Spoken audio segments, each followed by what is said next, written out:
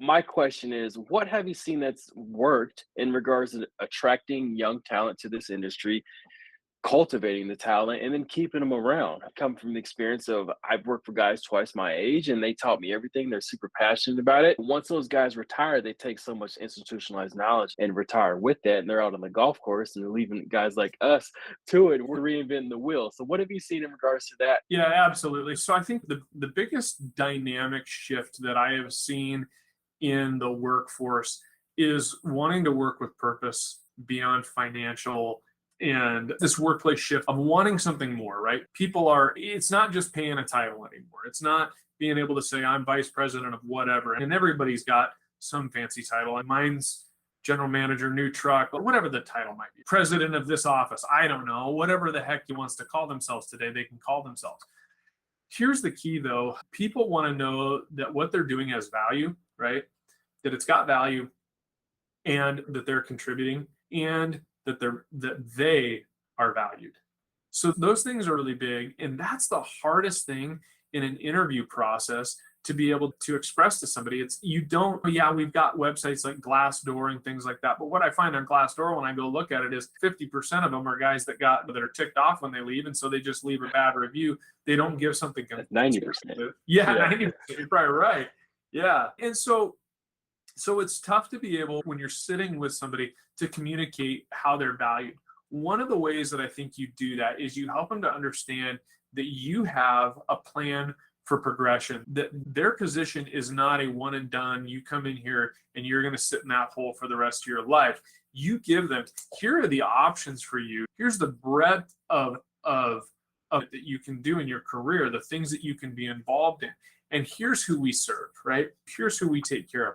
Here's your partner at our company. Here's the people that you're going to be taking care of within the company and outside the company. And helping them to recognize that we have both sympathy and empathy for not only our customers, but also our colleagues. Those things are important. And when you can communicate that early on, and you can frame it inside of your corporate values and your vision, I'll tell you what, it sure does change the way that people think about your company when they come to work. I think we actually have, attracting is difficult. It's hard. It's very difficult. But one of the ways you attract is you do it when they're very young. You make the job appealing when somebody is young, young, young.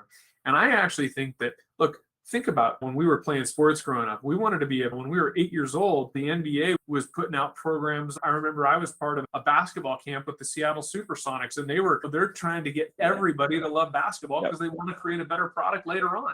We need to be doing that same sort of start them young, get kids interested in. I don't know if you've ever watched Mark Rober on. He's a former NASA scientist.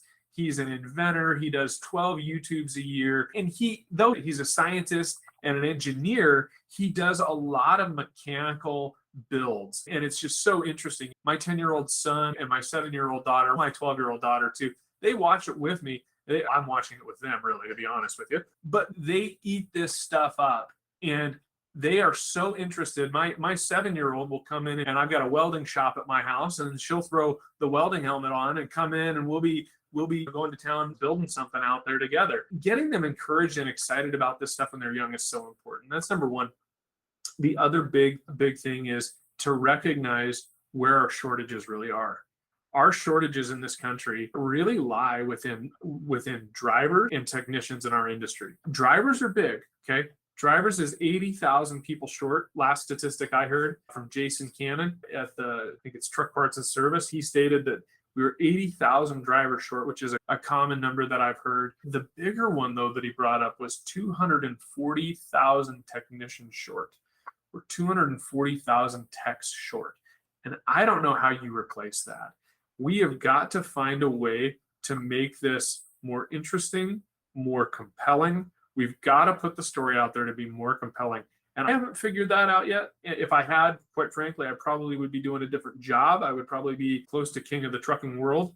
But we got to find a way to be able to communicate well to people what the benefit is of being a technician in either a dealer or a fleet facility.